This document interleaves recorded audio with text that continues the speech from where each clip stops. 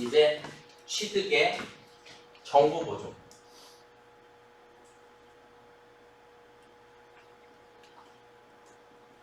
정부 보조금. 우리가 정부 보조금이 두 가지 종류가 있어요. 원래 정부 보조금이 두 가지 종류가 있는데 우리 책에 나오는 건 상환 의무가 있어요, 없어요? 상환 의무가 없는 정부 보조금이 우리 책에서 나와요. 아시겠죠? 그리고 상환 의무가 있는 정부 보조금도 있거든요. 그래서 상환 의무가 없는 정부 보조금, 우리가 쓰는 얘가 정부 보조금이에요. 그러면 상환 의무가 있다는 얘기는 먼 훗날 언젠가 갚아야 된다는 얘기죠? 네. 맞나요? 그러니까 얘는 뭘로 처리해야 돼요? 차입금으로 처리하셔야지 되는 거예요. 아시겠죠? 그래서 우리가 정부 보조금이다 라고 쓰는 것은 상환 의무가 있다 없다? 없다. 아시겠죠? 상환 의무가 없는 정부 보조금. 그러면 정부 보조금은 일단 우리가 배우는 건 상환 의무가 없는 이 상황이기 때문에 자, 정부 보조금을 첫 번째 수령하겠죠. 돈을 받는 거잖아요. 그죠? 제가 예를 들어서 폐수 처리 시설을 하기 위해서 정부에서 5천만 원 지원금이 나왔다. 그럼 저한테 돈이 5천만 원 들어온 거잖아요. 그죠? 맞나요? 그러니까 수령을 했으면 저는 서변에 예를 들어서 보통예금을 한다. 보통예금이 5천만 원이 들어왔다. 얘는 그냥 숫자를 써버릴까요? 그러면 여러분이 이해하시기가 좀 편하니까 문제를. 자, 5천만 원의 보통예금이 들어왔다. 그러면 이 보통예금에 대해서 정부보조금이다 라고 얘기를 하는데 정부보조금이 5천만 원입니다. 이렇게 됐어요. 그런데 처음에 쓰는 이 정부보조금은 몇 번대? 100번대. 얘를 왜 100번대를 쓰는 거냐? 이 보통예금에서 마이너스 해줄 거예요. 보통예금의 마이너스 계정이에요. 얘가. 이 100번대라는 의미가 보통예금에서 마이너스 해주는 계정이라는 뜻이에요. 이해가 되시나요? 그러니까 이렇게 해서 회계 처리를 하고 시산표에 가보면 시산표에 보통예금이라고 계정 과목 나오겠죠? 네. 차변에 잔액이 얼마 있다 나오겠죠? 그 바로 밑에 정부보조금 마이너스 5천만 원 이렇게 나와요. 이해가 되셨나요? 그러니까 내 보통예금이 내 돈이 아니다 라는 의미가 되시는 거예요. 이해가 되셨죠? 그러면 이 돈을 들여서 이제 내 돈을 포함해서 예를 들어서 자산을 취득하겠죠?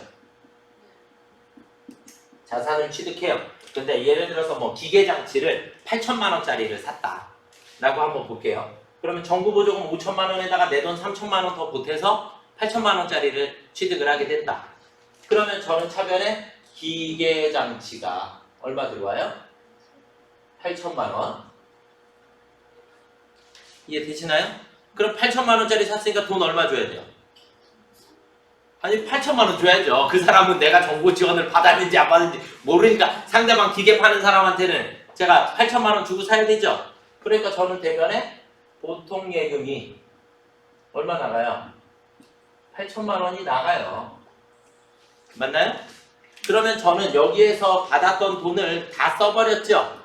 네. 그쵸? 그러니까 이 정부보조금도 없어져야죠. 내 장부에서 이제 지워야죠. 난 그 돈 써버렸으니까. 그 돈의 그림자를 하나 만들어 놓은 거잖아요. 이 돈이 내 돈이 아닙니다. 이렇게. 근데 이 돈을 써버렸으니까 이 그림자도 같이 없어지는 거예요. 그래서 차변에 뭐가 없어져요? 정부보조금이 없어져요. 정부보조금 얼마? 5천만 원이. 그쵸? 이 정부보조금은 몇 번대? 100번대. 보통예금을 써버렸으니까 여기에 생겼던 정부보조금이 여기로 없어진 거예요. 대신에 저는 기계가 8천만 원짜리가 생겼죠. 네. 그런데 이 8천만 원 다 내 거예요? 아니잖아요. 5천은 정부에서 지원받았잖아요. 그죠? 그래서 이 기계장치가 내 기계장치가 아닙니다. 그래서 대변에 다시 정부보조금을 또 써야 돼요. 얼마? 5천만 원. 그러면 이번에 쓰는 이 정부보조금은 몇 번대? 200번대. 얘는 뭐에서 차감하냐? 내 기계장치에서 마이너스 해주는 계정이 생긴 거예요. 무슨 말인지 이해가 되셨나요? 결국 기계장치는 8천만 원이라고 장부에 적혀 있을 거고 바로 밑에 정부 보조금 5천만 원입니다. 이렇게 적어져요. 그러니까 내 장부가는 3천만 원. 내 돈 들어간 것만. 무슨 말인지 이해가 되셨나요? 얘에 대한 감가상각도 하셔야지 되거든요. 얘에 대한 감가상각. 이 기계장치도 시간이 지나면 감가상각 해야 되잖아요. 그죠? 감가상각.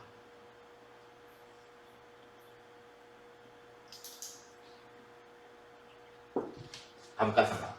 정부 보조금이 있는 경우에 감가상각하는 방법이에요. 그럼 우리가 감가상각하면 차변에 감가상각비, 대변에 감가상각 누계 이렇게 분계했죠. 그거까지는 아시죠? 감가상각 분계하면. 근데 정부 보조금이 있는 상태면 어떻게 될까요? 정부 보조금이 있는 경우는 우리가 차변에 감가상각비라고 하는 게 생기죠. 맞나요? 대변에 감가상각 누계액이라는 게 생기죠. 그렇죠?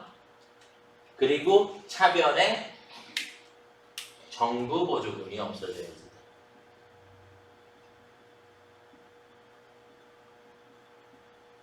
정부 보조금. 여기 정부 보조금은 몇 번대? 우리 장부에는 이제 200번대만 남아있는 거죠? 이렇게 돼요. 이렇게 되고, 자, 감가상각비의 금액은 내 돈에 대해서, 정부 보조금은 정부 돈에 대해서, 여기 감가상각 누계액은 전체 금액에 대해서 이렇게 생겨요. 자, 예로만 그냥 간단하게만 여기다가 적어 드릴게요. 자, 제가 예를 들어서 이 기계장치의 내용연수가 5년이다 라고 가정을 할게요. 잔존가치는 없다, 정액법이다 이렇게 아시겠죠? 그럼 내용연수가 5년이니까 1년에 얼마씩이에요? 1600?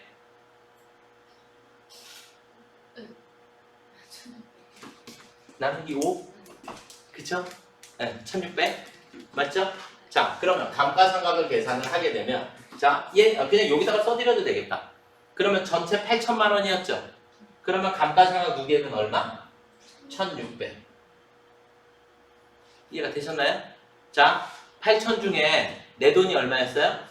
3천. 그럼 3천을 5로 나누면 내 돈은 600. 감가상각비는 600. 정부 보조금은 5천만 원이었죠? 내용에서 5년이니까 정부 보조금은 얼마? 1,000만 원. 이렇게 돼요. 이해가 되셨습니까? 요렇게 하니까 조금 어렵지는 않죠. 그죠? 간단하죠? 자, 장부를 먼저 볼게요. 우리가 어떤 상황이냐면 감가상각하기 이전에 내 장부의 기계장치는 얼마가 있었어요? 8천만 원이 있고 그리고 정부 보조금이 5천만 원이다 이렇게 기록되어 있었고 그래서 내 장부가는 3천만 원입니다 이렇게 기록이 되어 있는 거예요. 그죠? 그런데 감가상각이라는 걸 한번 진행을 했죠? 그쵸? 감가상각을 진행을 했으니까 내 장부에 이제 감가상각 후에 내 장부에 기록되는 거예요. 재무상태표에 뭐라고 기록돼요? 내 기계장치는 8천만 원입니다. 왜? 기계장치가 없어지진 않았으니까 분계해서. 맞죠? 얘는 역사등본값, 취득원값 변하지 않아요. 그냥. 그쵸? 그런데 이제 뭐가 새로 생겼어요? 감가상각 누계액이 얼마가 생겼죠? 1,600만 원이 감가상각 누계액이 생겼어요. 맞죠? 감가상각 누계액 새로 생긴 거잖아요. 감가상각 처음 했으니까. 그쵸? 그 다음에 정부보조금을 여기다가 써야지 되는데 정부보조금은 원래 5천만 원이 있었는데 1,000만 원이 없어졌죠? 그쵸? 그러니까 정부보조금이 얼마? 4천만 원. 맞나요? 그렇죠? 감가상각비는 손익계산서로 가는 거니까 재무상태표에는 안 나오는 거잖아요. 그죠? 그러면 얘도 빼고 얘도 빼야지 되니까 얼마 남았어요? 2,400만 원. 맞죠? 맞나요? 내 장부가는 이제 2,400만 원짜리 기계장치예요. 자, 그런데 이렇게 확인하시면 돼요. 저 처음에 얼마였어요? 3천만 원이었죠? 내 돈 감가상각 비용 처리한 게 얼마예요? 600. 600만 원만큼 뺀 거예요. 무슨 말인지 이해가 되셨나요? 아시겠나요? 그래서 장부가를 물어보게 되면 장부가는 내 돈에 대해서만 계산을 하시면 돼요. 내 돈만 가지고 감가상각하시면 되고 그게 무조건 내 장부가예요. 아, 네. 얘가 장부가. 네, 장부가. 이 장부가는 내 돈만 가지고 계산을 하면 이게 장부가가 계산이 되는 것이다.